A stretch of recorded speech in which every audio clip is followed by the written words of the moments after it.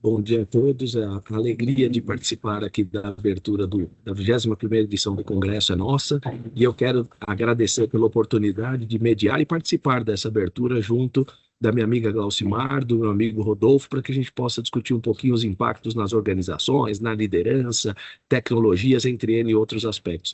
Eu vou pedir, por favor, então, Glaucimar, se puder dar um oi, Rodolfo também, aí seguiremos para as nossas apresentações iniciais e depois a conversa. Muito bom dia, meu nome, como o Gustavo falou, é Glosmar Petkov. Eu tenho um grande prazer de estar aqui, até porque essa temática, né, Rodolfo e Gustavo, é uma temática que está conosco aí no nosso dia a dia. Eu hoje, à frente da Petit Consultoria Desenvolvimento Humano, eu vejo como isso é importante, tanto nos aspectos de mentoria, como de palestras, e nos conselhos dos quais eu faço parte. Então, é um prazer estar aqui com vocês, viu? Rodolfo. Também. Então, muito obrigado, Glaucimar, Gustavo, Francisco, pelo convite. É um prazer, é um tema apaixonante dessa parte de tecnologia, principalmente agora com a inteligência artificial. Eu participo de diversas entidades, organizações, obviamente do Instituto Brasileiro Digital, mas também da ABS, que é uma associação do setor de tecnologia, a B Startup, que é obviamente de startup. Participo também de fundos de investimento. Eu acho que o ponto importante aqui é a gente poder trazer reflexões de como é esse futuro, né? De como que a gente está pensando, desenhando esse futuro, que no fim cabe a nós decidirmos aí e ajudar a todos a desenhar esse futuro que a gente quer. Muito obrigado.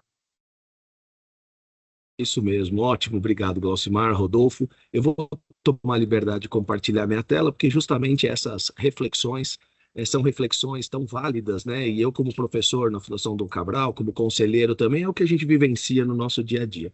Eu vou tomar a liberdade aqui de trazer algumas reflexões, como foi proposto pela organização, sobre os efeitos das tecnologias e da inteligência artificial nas organizações e no mercado, para que depois eu possa compartilhar a palavra com os meus colegas e para que possamos debater. Por favor, perguntas, aqueles que estejam participando conosco, por favor, enviem no chat com o direcionamento de quem gostaria que respondessem e faremos aqui um diálogo bem rico. Bom, a primeira provocação que eu trouxe é sobre a dança das cadeiras que a tecnologia tem proporcionado, especialmente as tecnologias digitais e a IA. Se nós pegarmos as 10 empresas mais valiosas do mundo em só 10 anos, 70% da lista deixou de figurar entre as 10 empresas mais valiosas do mundo. Basicamente, tudo que era petróleo, banco, bens de consumo, deixou a lista, e nós tivemos a subida, o protagonismo das empresas de tecnologia, de IA, de ecossistemas digitais. Não tem sido muito diferente na lista das 500 maiores da Fortune.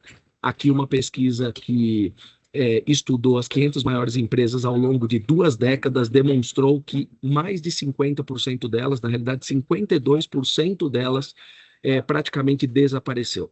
Ou porque realmente vieram à falência, ou então seu valor foi tão diminuído que elas acabaram absorvidas por outros grandes players. Ou seja, nós estamos vivendo um momento de uma grande transformação em que nós vemos gigantes como, por exemplo, a NVIDIA, que hoje é o núcleo, digamos assim, de toda a orquestração desse ecossistema junto de OpenAI e outras, assumindo pela primeira vez na história o topo da lista, valendo mais de 4 trilhões de dólares, assim como a gente vê o ingresso na lista, ali entre as 10 mais valiosas do mundo, de uma biotech como a Eli Lilly, fabricante do Monjaro, mas uma empresa super longeva de 148 anos de existência, que sempre foi muito ambidestra.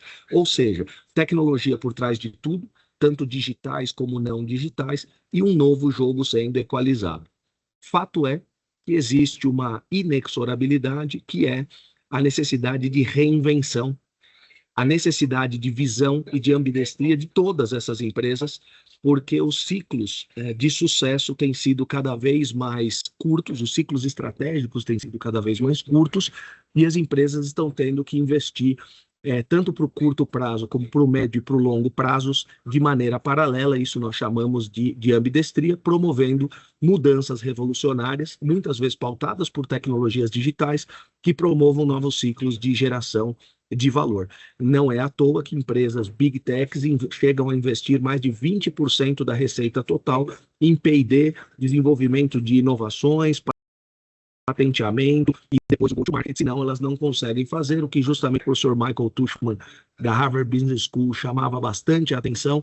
Elas não conseguem fazer esse equilíbrio entre o sucesso e a entrega de resultados no hoje com a pavimentação do médio e do longo prazos de maneira consistente. Isso é uma grande preocupação que nós temos que ter, e o mercado da tecnologia, especialmente devido à IA, tem sofrido com essa inexorabilidade de uma maneira muito rápida. Eu trouxe aqui um exemplo da Accenture, que acaba de demitir 11 mil pessoas, tem visto o seu core business de consultoria ser fortemente disruptado pelos agentes de IA, ainda mais agora com o crescimento dos multi-agentes, os RAGs e a redução das alucinações de sistemas, de modelos de linguagem como esses, também os Small Language Models, e ela deixa claro, só permanece quem aprender inteligência artificial, ou seja, ela entende que isso passa a ser, na simbiose humano-tecnologia, parte central da entrega da sua proposta de valor. E coisas surpreendentes têm ocorrido nos mais variados modelos de negócio. Por exemplo, em junho desse ano, pela primeira vez, um Tesla se auto-entregou. Saiu autonomamente da fábrica, dirigiu por 30 quilômetros, chegou à porta do cliente que o havia adquirido online e mandou uma mensagem de que estava ali à disposição do seu novo dono. Ou seja, se nós passarmos a refletir, e isso aqui nada mais representa do que uma inteligência artificial super sofisticada, com amplo sensoriamento, capacidade de hardware muito intensa, embarcada em um veículo autônomo bem sofisticado. Isso gera disrupções diversas na cadeia da mobilidade, seja nos concessionários, seja no pós-venda, seja nos executivos de venda. Isso realmente é uma coisa que gera disrupções.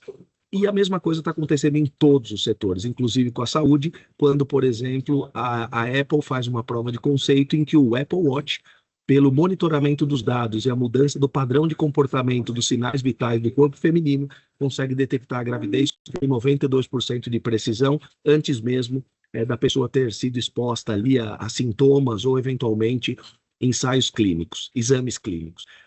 Obviamente, tem muitas oportunidades, mas, ao mesmo tempo, isso demanda responsabilidade, demanda conhecimento do que está por trás dessas ferramentas, e isso é algo que as empresas estão tendo aí o desafio de gerir. Nós passamos da fase em que o desafio era a tecnologia per se, ou então pessoas preparadas, isso está em franco avanço. No momento, o que mais se discute são os limites decisoriais, a ética, a regulação tramitando no nosso Congresso, à luz da EBIA, à luz do Plano Nacional de Inteligência Artificial, Plano Brasileiro de Inteligência Artificial, entre outros. Mas aqui estão dois exemplos que ilustram. Primeiro, o caso dos hackers que há pouco tempo invadiram o sistema de Banking as a Service e acabaram roubando mais de R$1 bilhão, e isso foi também, em parte, por uma vulnerabilidade humana. Então, isso conectado, inclusive, com as questões de cibersegurança, em que mais de 90% dos ataques são dirigidos aos humanos e não aos sistemas, nós estamos exercitando uma nova equação humano-tecnologia, sim, com relação à IA. E, do lado direito aqui, eu cito recrutamento e seleção. Para aqueles que se interessarem, deem uma olhada nas notícias dos últimos dias. Os candidatos a vagas estão aprendendo como, entre aspas, enganar ou induzir as inteligências artificiais que estão trabalhando em recrutamento e seleção, escondendo nos seus mini CVs, nas mini bios, nos resumês e nos perfis, ou em letras miúdas, ou então em outras cores, ordens para que os agentes de IA os coloquem nos primeiros lugares dos processos seletivos, por exemplo. Assim como outras ordens para que destaquem as competências que eles têm, o matching com a vaga, efeitos ocultos que estão, entre aspas, hackeando os próprios processos de recrutamento e seleção que adotaram a IA. Fato, para nós caminharmos aqui para a finalização das minhas reflexões, envolvem que o World Economic Forum, por exemplo, nos provoca no Job Reports desse ano, que saiu em janeiro, que potencialmente 86% dos modelos de negócio podem ser reconfigurados até 2030. Ao mesmo tempo, a previsão é do encerramento de algo como 92 milhões de vagas pelos efeitos da IA, não só generativa, mas os demais tipos também, mas, ao mesmo tempo, a criação de mais de 170 milhões de novos empregos. Essa dinâmica e essa velocidade fazem com que mesmo países como Singapura e empresas ultradesenvolvidas que existem nesse país, que, por sinal, é o primeiro em competitividade no mundo, o primeiro em educação, mesmo países como Singapura, nuclearam iniciativas de recapacitação, de upskilling, reskilling de sua população para a construção de futuros. Eles mesmos notaram que os profissionais acima dos 40 anos não estavam preparados para essa nova economia AI-based, suportada por dados, por inteligência analítica, artificial e em simbiose com o ser humano. Então, para nós, como profissionais e organizações, eu deixo 3 provocações. Que nós exercitemos mais o nosso lifelong learning, o aprendizado contínuo, de maneira intensa, de maneira intencional e com a capacidade de ousar com responsabilidade, obviamente, mas com agilidade. Pois nessa velocidade, ainda mais no ecossistema de transformações digitais, eu tive a oportunidade de presenciar o lançamento desse livro do Gary Shapiro, que é o CEO da CES, no comecinho desse ano nos Estados Unidos, e ele traz uma provocação muito grande. Com essa efervescência, essa velocidade, desde que com responsabilidade e ambidestria, muitas vezes nós precisamos pivotar as nossas organizações, caso contrário, elas sucumbirão. Então, o título Pivot or Die é bastante provocativo, mas ele traz a nós uma responsabilidade muito grande no sentido de reinvenção das nossas organizações. Agradeço pela atenção de todos, espero que as reflexões ajudem. E aqui eu quero trazer um pouco sobre a questão da sociedade em si, até seguir em linha que o Gustavo comentou. Eu acredito que a tecnologia realmente é o caminho mais curto para reduzir a desigualdade, levar conhecimento, gerar novas fontes de renda. E, nesse sentido, eu queria já trazer, eu achei muito interessante essa pintura, essa obra de um artista francês que foi feita em 1910. É interessante que, praticamente, de uma certa forma, acabou representando o que está acontecendo hoje, né? E até incluindo aqui a fala do Thomas Edison, onde que ele fala que no futuro, né, a gente passaria a aprender através de filmes e não mais de livros, né? Então, quando você une essas duas previsões, eu achei muito interessante. Que é na sala de aula, onde que as pessoas estão focadas no seu aprendizado, há pouca interação, mas o mais importante, que é o que está acontecendo hoje, né? Os livros estão se transformando em digitais, o conhecimento hoje é totalmente digital, e as pessoas e as tendências, melhor dizendo, estão revolucionando a forma do aprendizado. E isso que a gente precisa tomar um cuidado, uma atenção muito precisa para poder entender como essa tecnologia pode justamente ajudar nesse processo de educação, de levar o conhecimento a todos. Eu queria aqui destacar que o Brasil ele está num posicionamento, numa posição, melhor dizendo, extremamente positiva quando a gente compara com os outros países, né? Quando a gente vê a evolução do acesso à internet aqui no Brasil, que saiu aí em 2019, praticamente 80%, hoje já estão batendo 90% da população com acesso à internet. E quando eu falo, por que é importante, né, falar sobre acesso à internet? Porque você acessa, na realidade, o conhecimento. E através da internet, hoje em dia, você também desenvolve novas fontes de geração de renda, através de plataformas digitais, etc., né? Como entregar comida, passear com animais, e tem diversas outras soluções. Então, quando você olha o Brasil batendo em 90% da população acessando a internet, quando você olha as demais regiões, a região que tem o menor índice de acesso é o Nordeste, com aí 87%, é extremamente interessante. E esse é um ponto que eu quero destacar, porque quando você olha a cultura no Brasil, comparado com os outros países, a gente tem uma cultura digital, e poucas pessoas percebem isso. Apesar de todas as dificuldades, a nossa cultura é uma cultura digital. Hoje, todo o processo de de declaração de imposto de renda digital, eleição é digital. O Brasil aí está atingindo os maiores índices de digitalização no mundo. Todas as faturas, notas fiscais são digitais, ou seja, tudo hoje é eletrônico. Poucos países, eu acho que se um ou outro país pode comparar com o Brasil nesse sentido.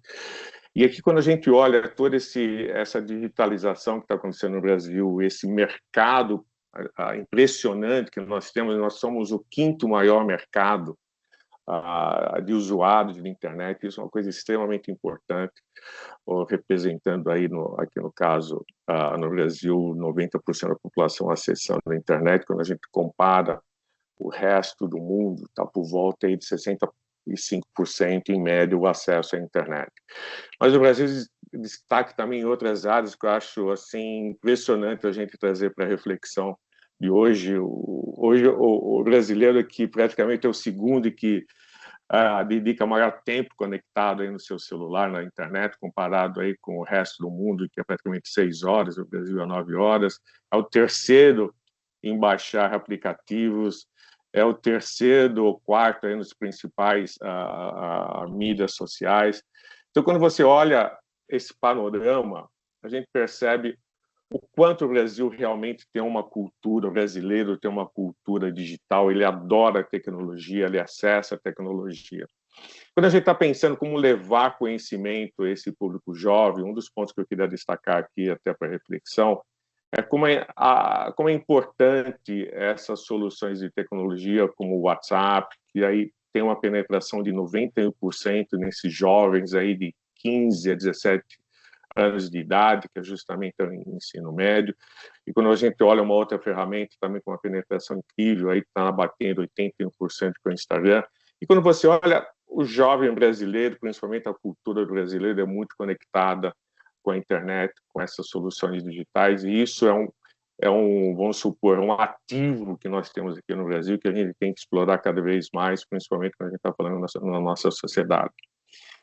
E um ponto que me chamou muita atenção recentemente, que foi anunciado, eu acredito que todos leram, que pela primeira vez o número de alunos matriculados no ensino à distância passou presencial. Então, hoje a gente tem mais de 50% de alunos registrados no ensino superior à distância do que presencial. E por que isso? Acho que é extremamente importante de a gente trazer uma reflexão cada vez maior nesse sentido. Nós temos por volta de 5.500 municípios, por volta aí praticamente 60% tem acesso a ensino superior, mas quando a gente olha como que esses municípios estão acessando, a população desses municípios estão acessando um curso superior, é através do ensino à distância. Então, o papel de levar o conhecimento a essas populações que não tinham acesso é impressionante quando a gente fala do uso da tecnologia em si. Mas ainda a gente tem um bom caminho, né, a seguir, e praticamente aí 40%, melhor dizendo, dos municípios ainda a população não tem um acesso, vamos dizer assim, fácil à educação superior, mesmo ao ensino à distância, que ele não chega ainda a esses municípios. Então, esse é um desafio que nós temos a trabalhar, obviamente, mas a gente demonstra como a tecnologia tem desempenhado um papel fundamental para levar esse acesso.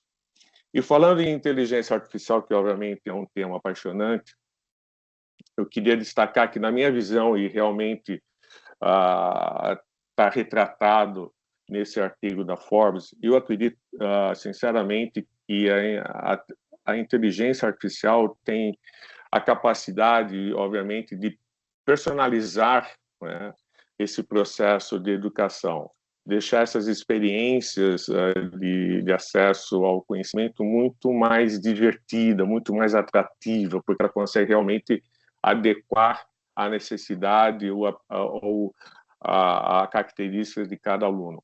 E um outro ponto muito importante é que a tecnologia é uma forma de você levar esse conhecimento, esse acesso à educação de uma forma escalável, né? Nos pontos ainda que a gente não tem disponibilidade de acesso a essa educação. Aqui eu queria falar rapidamente é um evento do qual eu participo lá do Conselhão, e nessa reunião, junto com o presidente Lula, nós levamos a Rosemar é essa, tá aí com a flechinha, é uma jovem de 20 anos que vive numa comunidade ribeirinha, à margem do Rio Negro, e ela não tem acesso à educação. A gente conseguiu levar computadores através de uma solução de ensino à distância, e hoje ela está estudando para ser professora, e o objetivo dela é ser professora da comunidade dela, ela não pretende sair, né, da sua comunidade, e é muito interessante. Isso aqui é justamente um exemplo do projeto que nós temos, que é a mobilização para a redução da desigualdade, que aqui eu quero destacar o nosso amigo querido Francisco, foi o primeiro a doar computadores para a gente fazer o recondicionamento, isso há quase 5 anos atrás, que nos ajudou a iniciar toda essa mobilização. E essa mobilização a gente fez hoje uma adaptação para justamente atender as pessoas aí que têm necessidade de acesso na região amazônica. Nós lançamos em agosto, então, a mobilização para a Amazônia mais digital e menos digital, que a gente recebe aí computadores obsoletos, fazemos o recondicionamento, reciclagem, e doamos esses equipamentos para esses projetos de inclusão e capacitação e qualificação na tecnologia. E aqui eu já quero voltar aqui a nossa discussão, meu último slide, em dizer que é justamente importante todo esse processo de levar tecnologia, de explorar, né, essas tecnologias inovadoras para melhorar o conhecimento, a educação da nossa população, que acho que a gente está no caminho certo. Agora é só melhorar cada vez mais esse caminho. Eu vou pedir só licença para colocar sobre um dado que eu vejo como muito importante. Hoje, dia 15 de outubro, a gente celebra o Dia do Professor, né? Eu sei que essas datas às vezes passam completamente desapercebidas, mas eu não posso deixar essa data sem sinalizar e lembrar, principalmente para todos nós, que somos líderes, gestores, profissionais de várias frentes, vários nichos, que nós também, de alguma forma, a gente está nessa categoria, porque a gente acaba ensinando pelo exemplo, né? E a gente aprende como aconteceu agora, quando a gente escuta o Rodolfo, quando a gente escuta o Gustavo. Eu diria para vocês que esse é o maior convite que a gente tem, aberto pelo Francisco, quando a gente fala de jornada digital, que é reaprender a aprender, né? Reaprender a ensinar com propósito, com empatia e com consciência. Quando a gente fala, né, entrando um pouco no nosso assunto agora, quando a gente fala de tendências e desafios para as lideranças, organizações e sociedade, a gente tem muito claro, até pelo que a gente tem visto e pelo que foi apresentado, que nós estamos num tempo que eu vou chamar de travessia. É um tempo que a velocidade da tecnologia ela acaba redefinindo o que significa até mesmo ser humano, o que significa, por exemplo, liderar, o que significa aprender, e em alguns sentidos, gente, o que significa até na forma de sentir. Eu diria para vocês que nós nunca tivemos tantas respostas disponíveis e, ao mesmo tempo, tantas perguntas que estão na categoria de urgente, né? Então, essa jornada digital, ela se torna fascinante, mas, assim, um ponto que é muito importante é que ela é também muito desafiadora. Aí, como vocês viram na projeção, ela nos convida a rever as nossas crenças, a rever hábitos, a rever modelos mentais. O Gustavo trouxe as informações da Century. Infelizmente, quantas empresas também estão tendo essa situação e esse modelo mental aparece cada vez mais como uma exigência. E um ponto importante, né? A gente tem sinalizações há muitos anos sobre isso.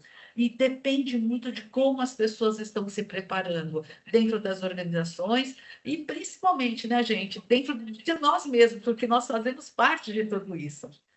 E quando a gente pensa nesse cenário de transformação, eu penso que tem algo que é essencial e que a gente não pode perder. Eu aqui enalteço toda a importância da inteligência artificial, Tenho os meus receios voltados aos riscos que foram apresentados, mas a gente não pode perder o sentido humano nesse progresso, o sentido humano em todo esse processo, em todo esse movimento.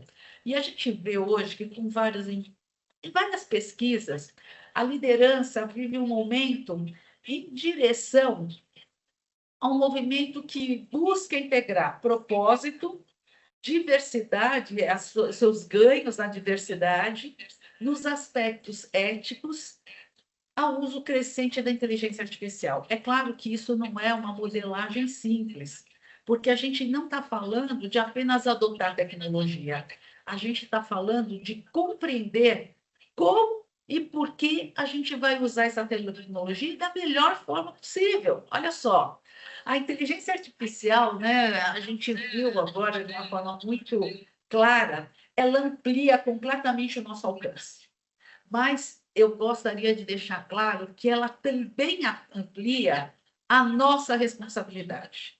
Porque cada decisão digital, gente, olha, isso eu tenho aprendido a cada dia.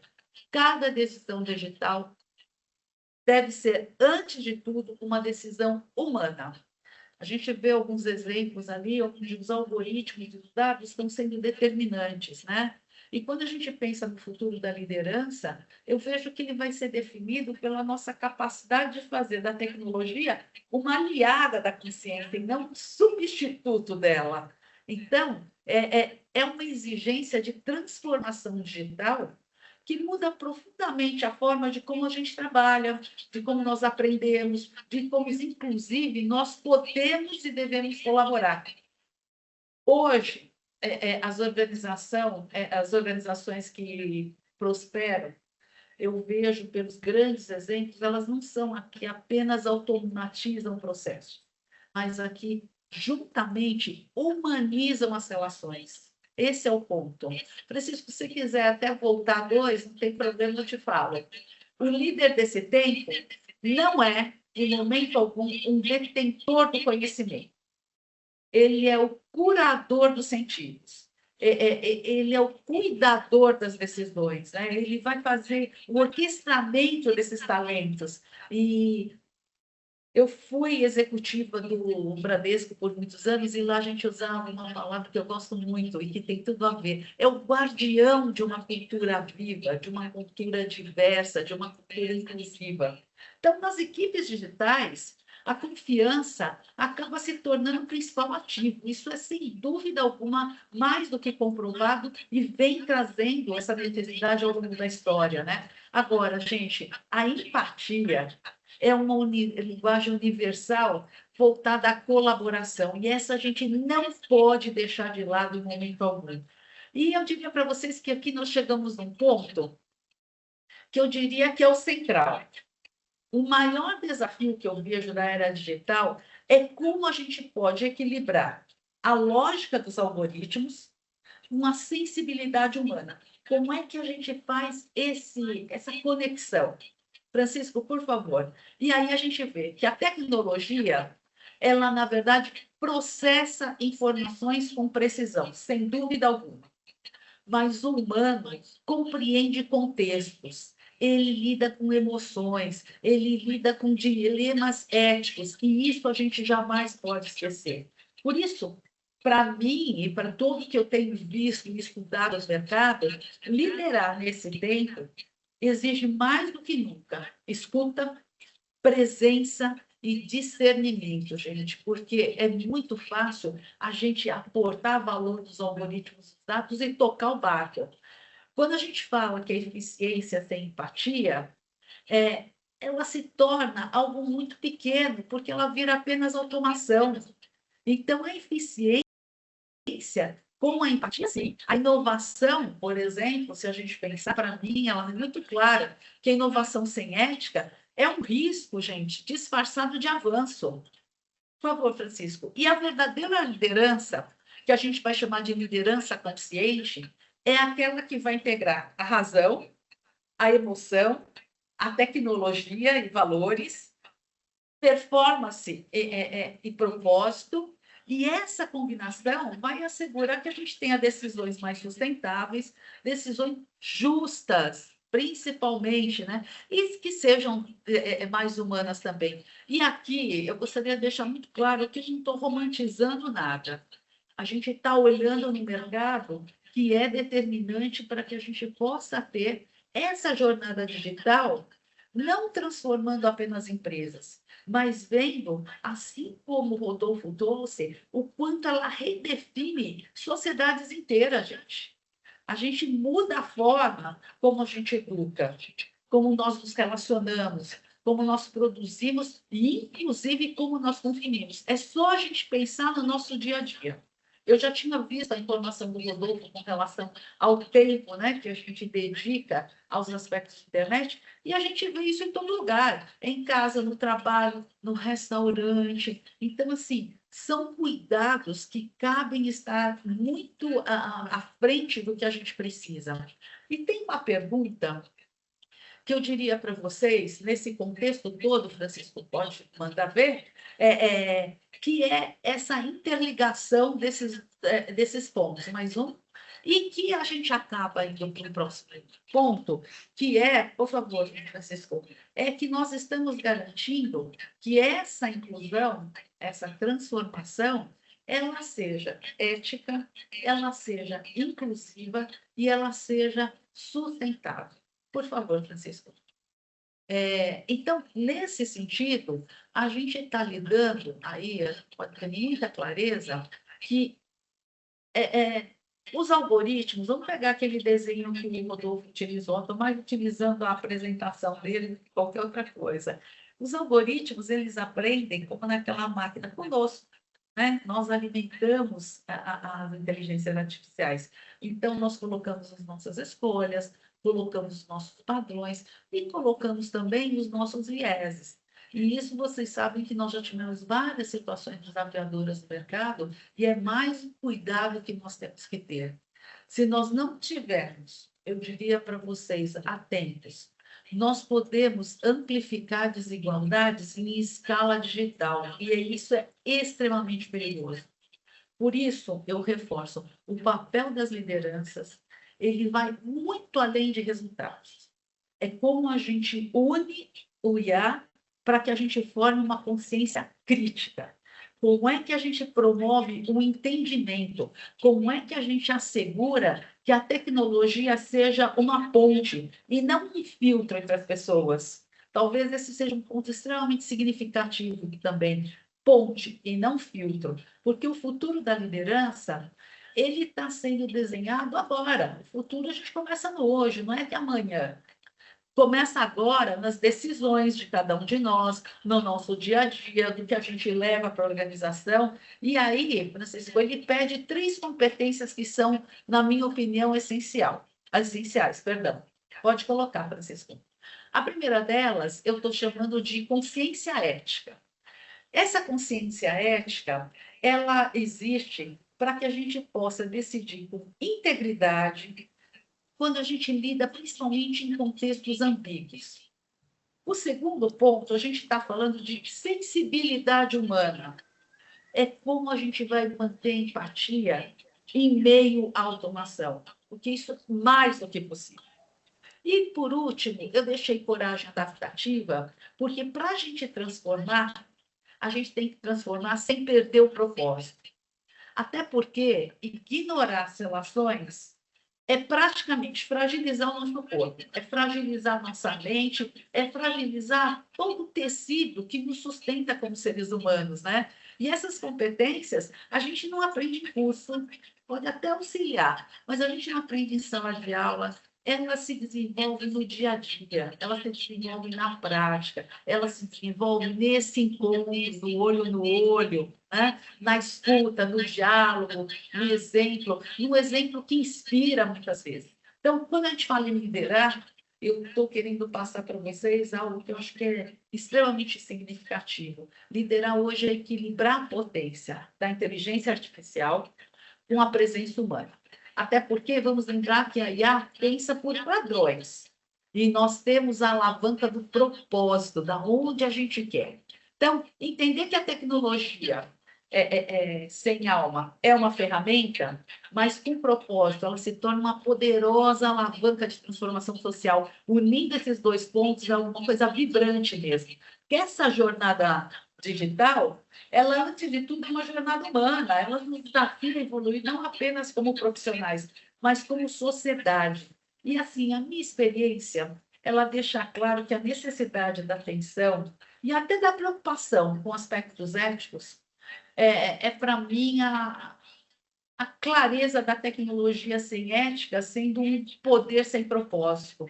Então, aqui ele tem mais uma citação, Francisco, que é do filósofo e escritor austríaco Martin Buber, que ele escreveu algo que eu acho muito interessante. Há muito tempo que, sem encontros verdadeiros, nós perdemos nutrição emocional. Além de língua, isso é muito verdadeiro. Então, gente, nem tanto logaritmos, nem refém dos instintos, né? Nós estamos falando de equilíbrio, nós estamos falando de tecnologia e de humano, pois os valores, eles não apenas se declaram, eles são vividos, né? Nós estamos falando de algo conhecido e maravilhoso, que é a nossa capacidade de fazer conexões. E eu acredito que esse desafio ele seja o nosso maior ponto de atenção para que a gente possa reprogramar o mundo sem desprogramar a nossa humanidade. Muito obrigada. Gustavo, é com você, meu amigo. Ótimo, Glossimar, muito obrigado. Ótimo, Rodolfo, também. Se puderem manter as câmeras de vocês abertas, também quero convidar aqui o Francisco para estar conosco, como vice-presidente executivo aí do Instituto e o grande mentor desse trabalho todo. Algumas perguntas interessantes já vieram pelo nosso chat. Rodolfo, vou tomar a liberdade de começar respondendo ao Guilherme e te provocar para que você puder, falou de educação, responder ao Ari, que é a primeira pergunta. A pergunta do Gustavo, Guilherme... vamos pedir para todos abrirem as câmeras agora e os microfones para a gente poder ver. Sim, é verdade. Podem todos abrir as câmeras aí, por favor. Guilherme, grande prazer tê-lo aqui com a gente, né? Boa pergunta. O Guilherme fala assim, bom dia a todos. Sei que governos de alguns países, principalmente europeus, já divulgaram orientações públicas de como as instituições de ensino devem trabalhar com a IA junto aos seus estudantes. Sabem dizer se o governo brasileiro pretende fazer algo parecido? Se não estiver nos planos, pode ser uma ação do Instituto, né, do IBD? Olha, Guilherme, que o Instituto pode ajudar, eu não tenho dúvida, e ele já tem buscado ajudar em várias iniciativas nesse sentido. O que eu tenho conhecimento, aí o Rodolfo pode me ajudar, porque também está muito inserido, o que eu tenho conhecimento é que, assim, embora o marco regulatório que está tramitando no Congresso seja mais amplo, que se não me falha a memória, o 2338 de 2023, né? Ele foi aprovado no Senado no fim de 2024, está tramitando na Câmara. Ele é mais amplo, ele não entra em especificidades da educação, ele entra em especificidades do uso cauteloso da linguagem que permita ao jovem, o adolescente endereçar, todas as questões devidas do equilíbrio entre inovação e segurança jurídica e tal, mas ele não é específico.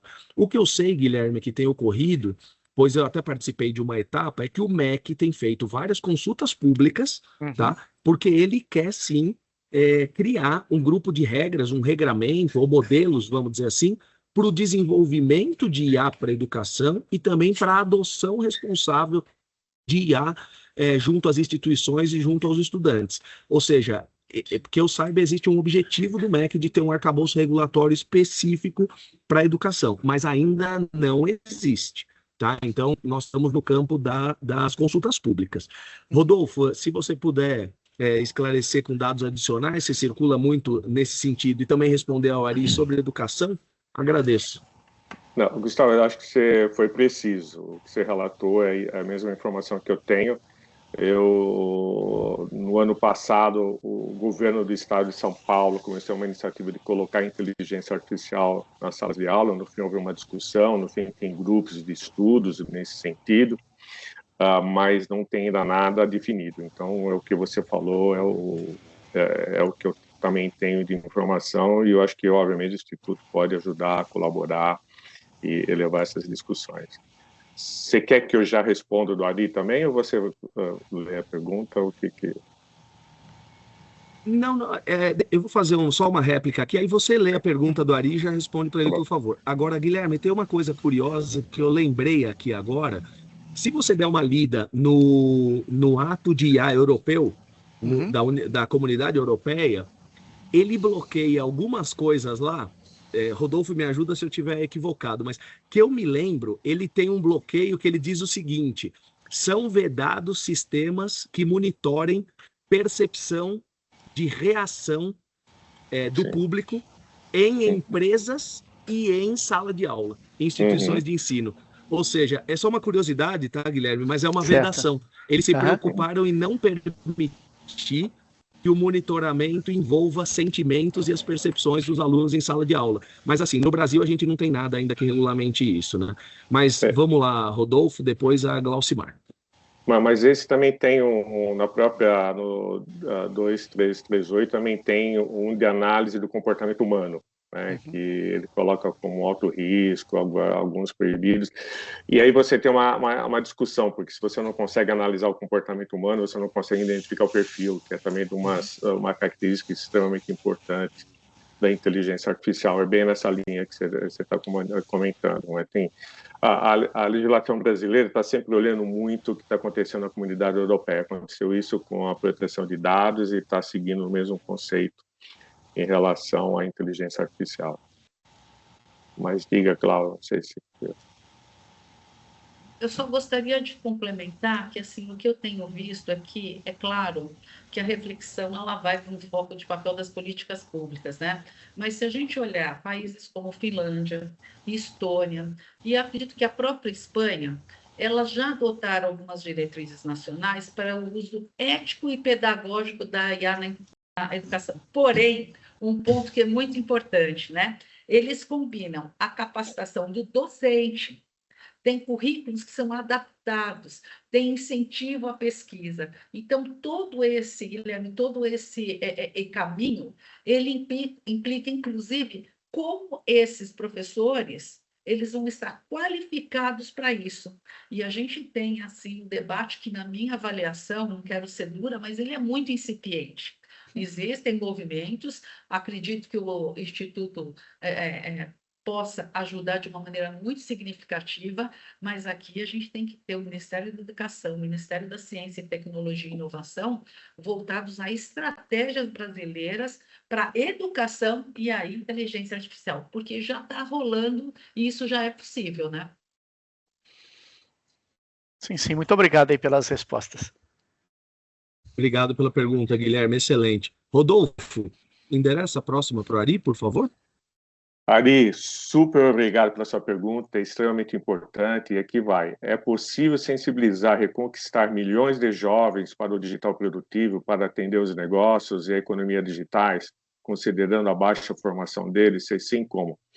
Ari, é sensacional. Um dos dados que eu não falei, mas é extremamente pertinente, o Sebrae fez uma pesquisa e apontou que praticamente 70% dos microempresários, aquele empresário individual e também os pequenos empresários, usam o WhatsApp como a ferramenta principal de relacionamento com seus clientes. Então, ou seja, essa ferramenta, o WhatsApp, na realidade, é extremamente importante para aqueles microempresários. E um ponto, acho que relevante, os jovens estão começando a perceber também que o WhatsApp ele vira negócio, como também o Instagram, o TikTok, porque muitos jovens hoje, eu conheço diversos deles, estão vendendo produtos, né, dessas principais empresas aí, importadoras de produto, disponíveis aí no mercado, e ganham comissão. Então, muitos estão publicando produtos, postando no Instagram, no TikTok, com finalidade comercial.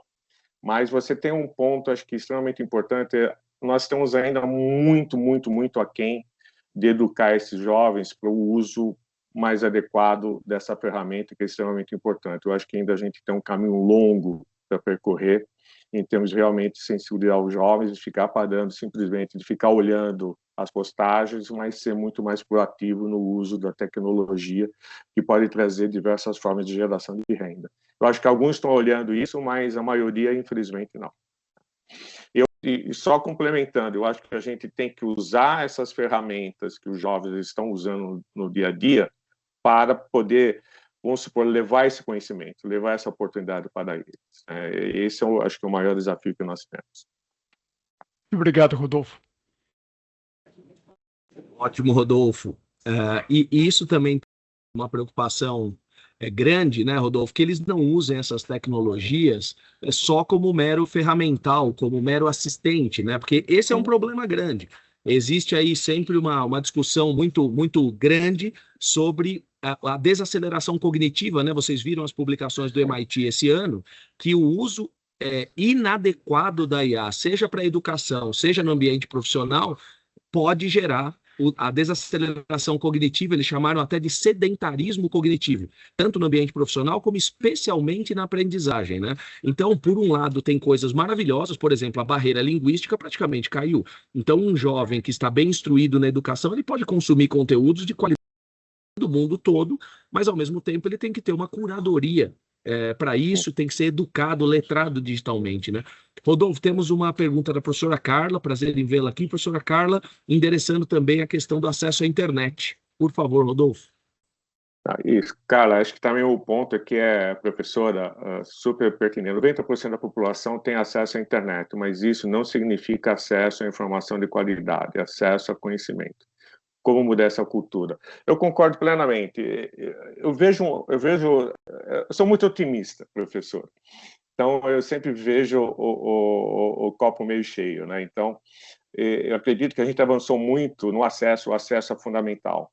E agora a gente precisa, esse acesso ele precisa ter, obviamente, qualidade, como o próprio Gustavo comentou. Eu acho que esse é um desafio nosso, de como usar essas ferramentas e esse acesso que o jovem tem para levar conhecimento adequado. Agora é um desafio. A gente não tem a resposta, obviamente, já pronta, mas eu acredito que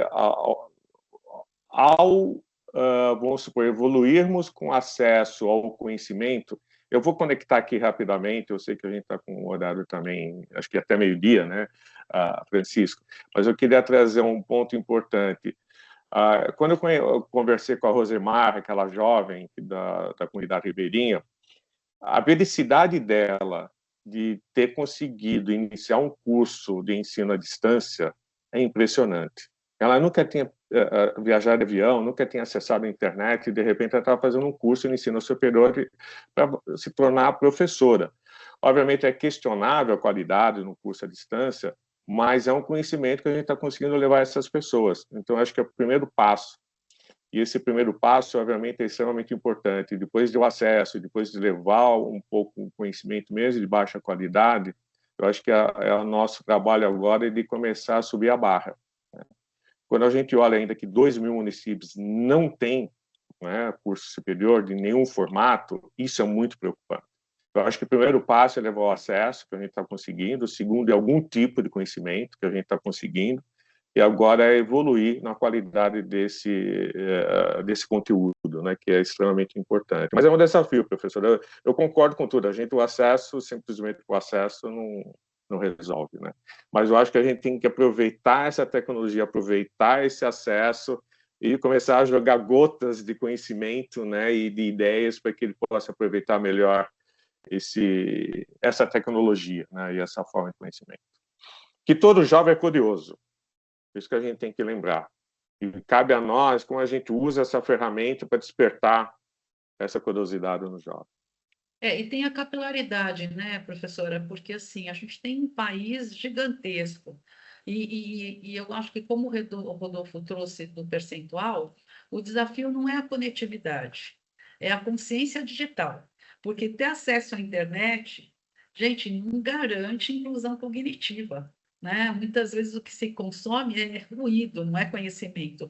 Então, esse é um ponto que a gente tem que estar muito atento com esses percentuais. O que eles estão alcançando? Desculpa, Rodolfo. Não, Natália, não sei se o Gustavo quer falar, eu já posso engatar a próxima pergunta, aí já... Não sei como que você quer fazer. Só tem um comentário rápido aqui. Carla, no meio desse ano, fui exposto a uns estudos que tratavam do efeito da IA na aprendizagem e também no desenvolvimento cognitivo humano, né? Até questões de QI e tal. E aí eu fiquei surpreso, indo, o Rodolfo colocou, né, do acesso, conhecimento, etc. As pesquisas de fronteira que estão ocorrendo em Stanford, Cornell e outras universidades estão preocupadas, Carla, com um novo termo que eles estão usando, que é knowledge collapse, o risco de colapso do conhecimento. Inclusive, tem um artigo desse ano de um autor chamado Peterson, se eu não me engano, o título é IA e o problema do colapso do conhecimento. Foi publicado num jornal internacional, porque eles argumentam que a redução da leitura tem feito com que a escrita seja menos qualificada, assim como a escrita tem sido muito apoiada por IA, e isso tem reduzido a expansão da fronteira do saber, né? Quando a gente lida mais em pesquisa de alto nível. E que isso tem um retorno negativo para o sistema educacional, pela própria formação de pesquisadores, professores e também dos alunos. Ou seja, a gente tem que cuidar disso muito bem. Senão nós estamos entrando num ciclo aí muito vicioso, muito perigoso, né? Mas, Rodolfo, vamos lá. Tem uma última pergunta sobre o WhatsApp, que, embora eu tenha dúvida se ela é precisa na colocação, você talvez consiga endereçar. Então vamos lá aqui rapidamente. A Ana colocou uma pergunta extremamente pertinente também. O desafio do WhatsApp é a fragilidade de segurança, por isso é uma ferramenta de baixo uso global. Como lidar com isso? A minha percepção é oposta à sua. Então eu vou ser bem transparente aqui. Na realidade, hoje o alto uso do WhatsApp no Brasil é justamente essa nossa cultura digital.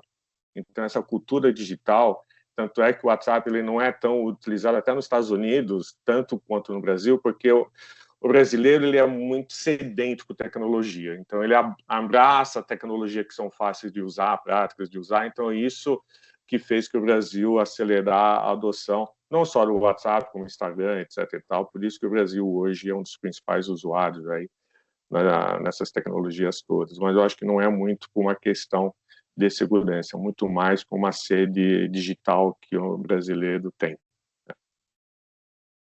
Ótimo, obrigado, Rodolfo. Pessoal, nós estamos chegando aqui ao final do nosso painel de abertura do Congresso. Quero agradecer a todos e quero passar a palavra ao Rodolfo e à Glaucimar para uma consideração final, assim como ao Francisco, se possível, para o encerramento do nosso primeiro painel.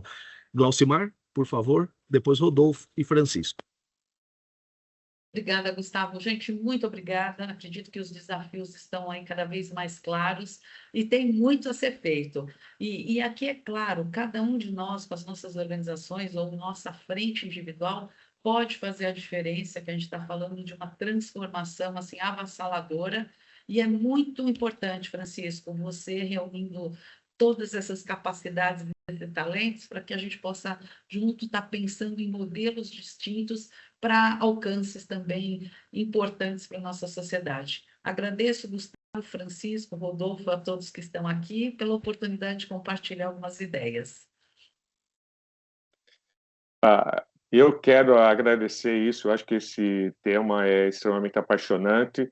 Eu digo muito que a próxima revolução não vai ser industrial, vai ser humana. Eu acho que aí a gente tem que ressignificar o papel humano diante de tanta tecnologia. Concordo plenamente que a gente tem que ter um cuidado muito grande nessa tecnologia, porque ela realmente é faminta, né? Então, se a gente deixar a inteligência artificial fazer diversas tarefas, e eu concordo, a gente vai começar a ser vai ser o nosso papel vai ser secundário. Então, por isso que eu acredito que a gente tem que tomar muito cuidado com o uso da tecnologia e reavaliar a relação entre o ser humano e essas tecnologias que estão chegando, que elas são extremamente impactantes. Muito obrigado.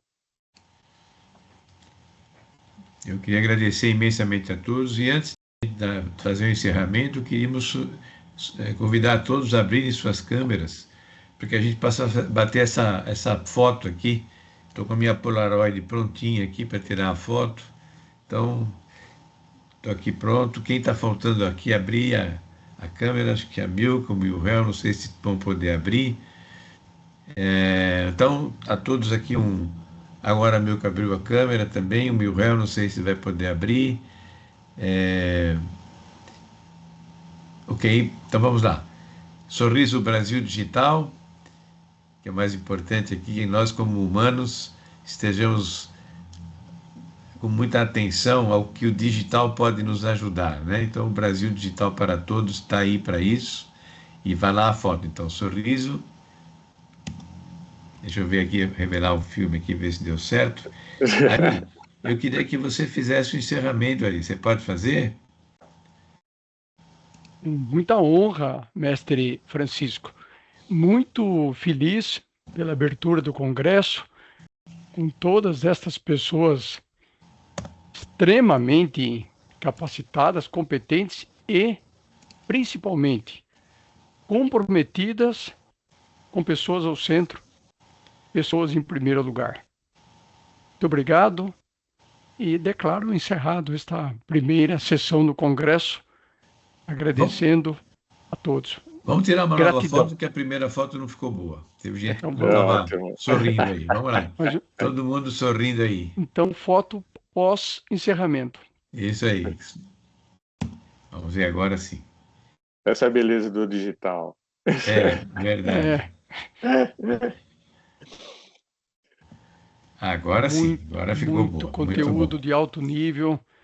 Eu até troquei uma outra mensagem aqui com algumas pessoas dizendo, olha, que conteúdos que estas pessoas maravilhosas nos apresentaram. Muito, muito bom. Pessoal, muito obrigado. Um abraço a todos, então. Uma ótima tarde. Obrigado, bom dia a tarde a todos. todos. Boa noite. Tchau, pessoal. Abraço. Tchau, Obrigado, tchau. obrigado. Boa tarde, abraço.